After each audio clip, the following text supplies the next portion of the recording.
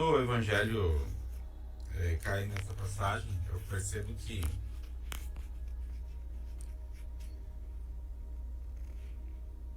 intuitivamente ele está tentando dizer, olha, antes de que você começar, antes de você julgar o que o outro está fazendo, antes de você começar a, a impor algo, né, te olha por dentro e veja o que você tem de melhorar, o que você tem de se fazer melhor. Isso, de certa forma, você já respondeu. Ainda ocorre, mas é possível ainda que nós, quando eu digo quem tenta a se melhorar, é possível ainda ter algo oculto que nós não nos percebemos, e como fazer essa busca do que ainda nós não percebemos, que ainda precisa ser trabalhado, precisa ter esse primeiro impulso de melhor.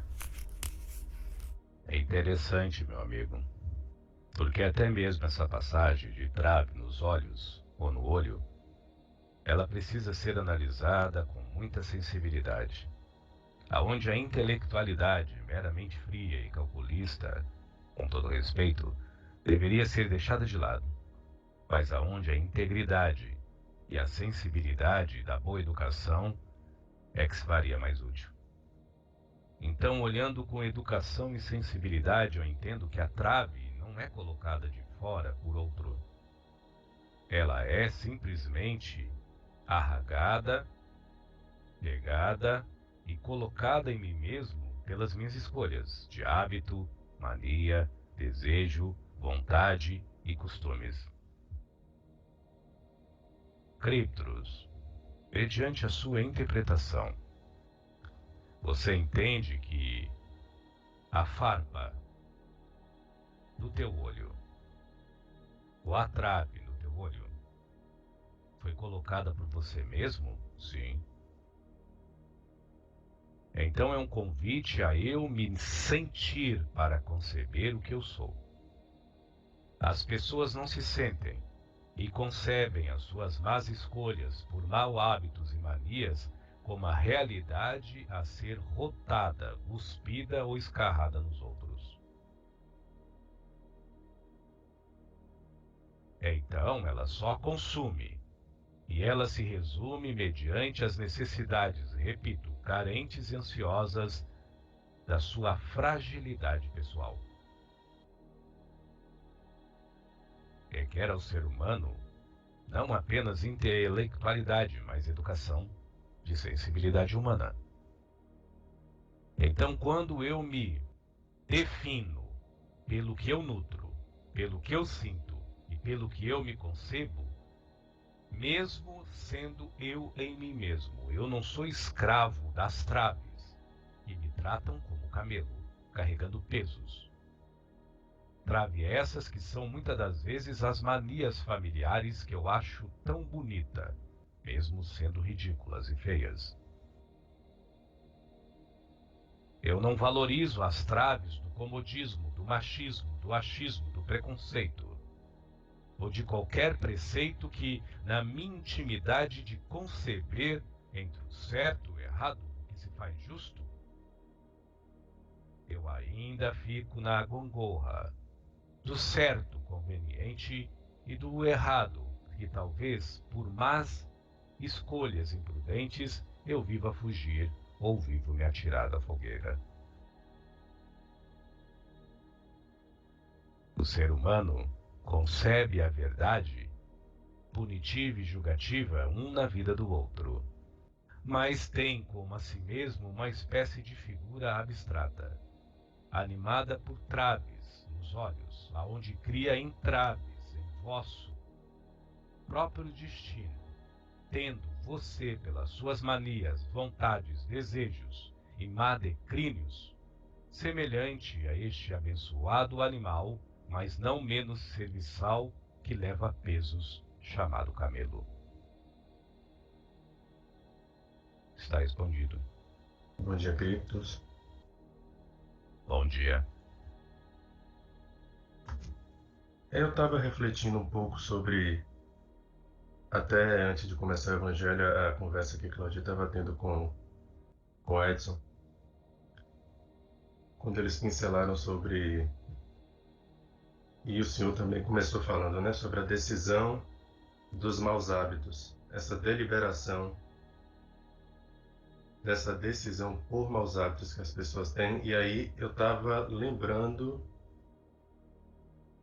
de uma passagem bíblica que eu li. Né? Lembrando aqui que quando eu falo de Bíblia, quando eu falo de Evangelho, não é pregando religião, por favor. É só trazendo um momento, trazendo uma passagem, a reflexão, em primeiro lugar para mim. E aí, quem quiser refletir comigo, é só um convite. Não é pregação de nada, por favor. Lembrando do julgamento de Jesus. Só para contextualizar, para não me estender muito, era um grande pátio onde uma grande multidão estava lá.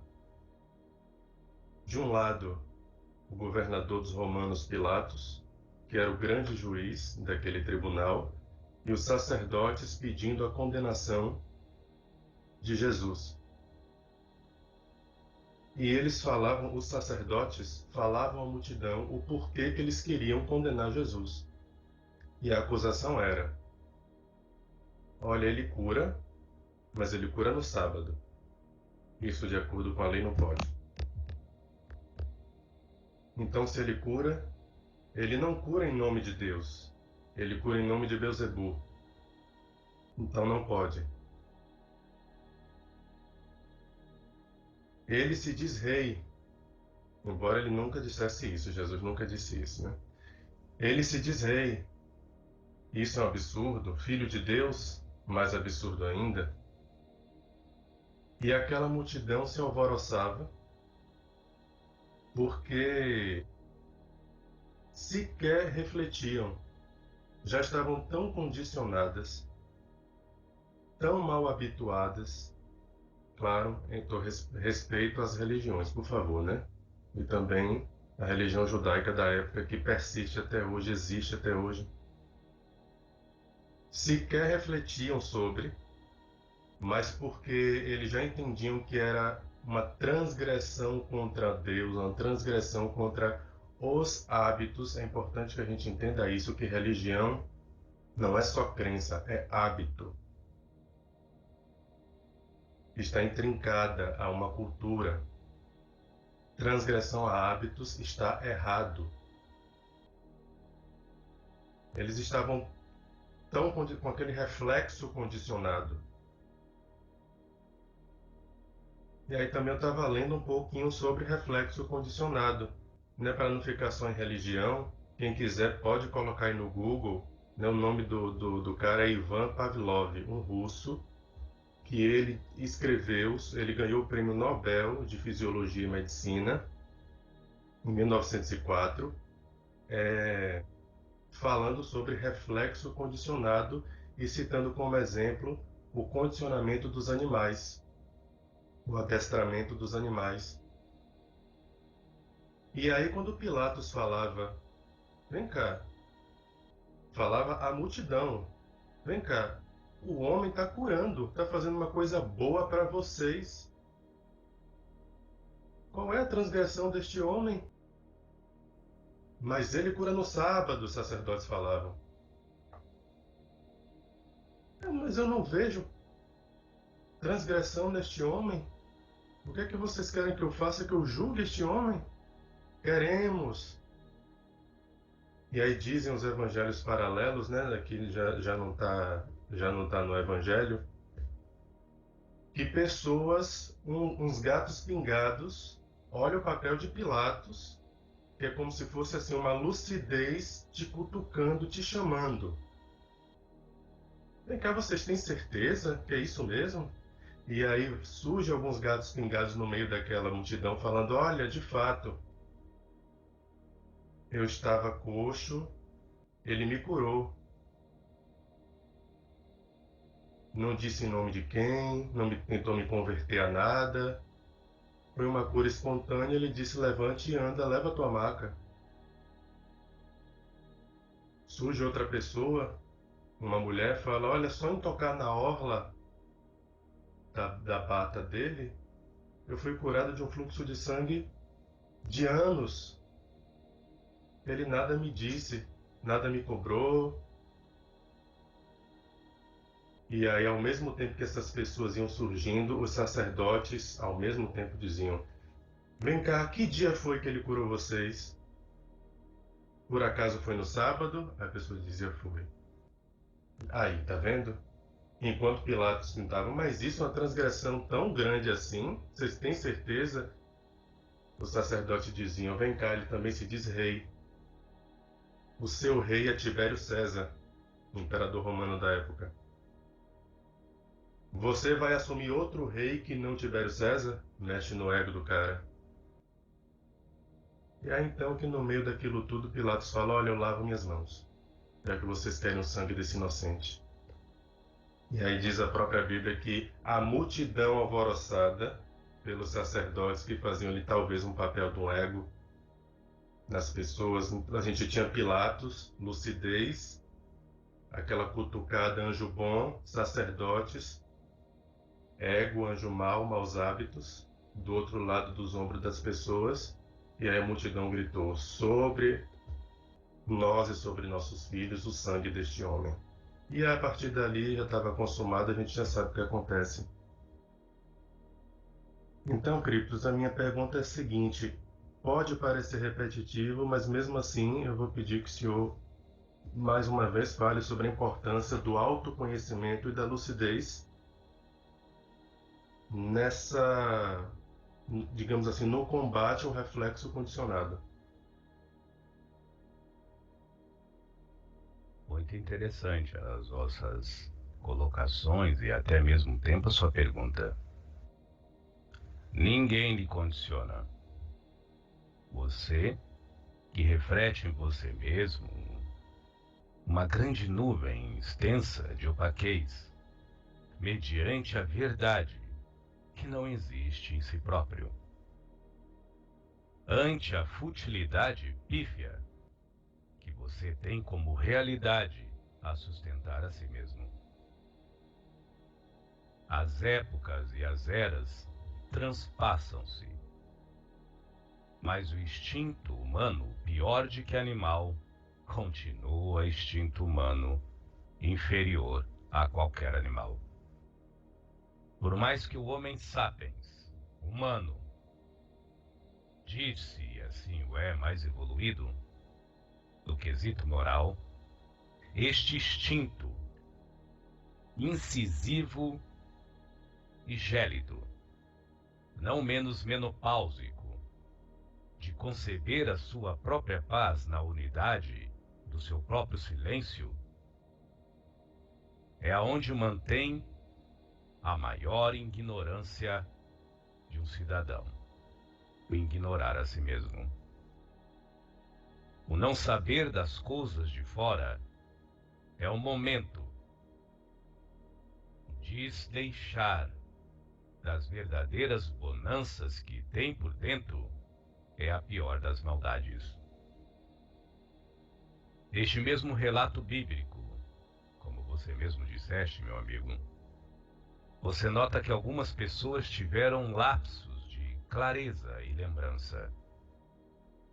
Entretanto, hoje, 2022 anos após a era do Cristo, ou dentro da era cristã, para quem venera ao Cristo, ao Jesus, nós entendemos que basta o pão e o circo para que o silêncio se dissolva no ranger de dentes e que para a boa educação da sensibilidade se solva na mediocridade não menos Maquiavel da fria e sisuda intelectualidade de julgamento, punição, perseguição e altos maus tratos. Não menos forma munida e convicta de dissimulação, dos animais instintivos que perambulam revestidos de carne e moldados de osso e banhados de sangue pela raça humana. É muito simples dizer: o outro me convenceu do que é errado.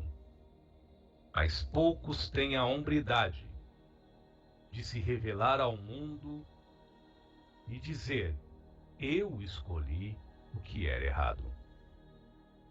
Eu optei pelo que não era correto, porque eu fui vencido pelas manias e costumes e declínios de me debandar pela maioria para ser aceito. De em reveria me inclinar a quem não presta ou a negatividade dos outros para ser aceito. Porque eu comigo mesmo, na bondade muitas das vezes fracassada por falta de amor próprio, na caridade muitas das vezes pragiadas que ajuda muitos, mas por não existir senso de solidariedade em mim, eu não me faço generoso, eu não me faço grato ao meu próprio silêncio, eu não me faço complacente ao meu momento de estar sozinho. Então, sugestivamente pelo instinto frio e calculista do intelecto, das conveniências, eu sigo a multidão tóxica, porque eu tenho medo e eu tenho culpa. Culpa porque eu não consigo me amar. E medo, porque somente com os outros, mediante a minha ansiedade e carência, é que eu me sinto alguém. Esta ferida vai até os ossos de muitas pessoas, e assim se maltratam pelo desamor.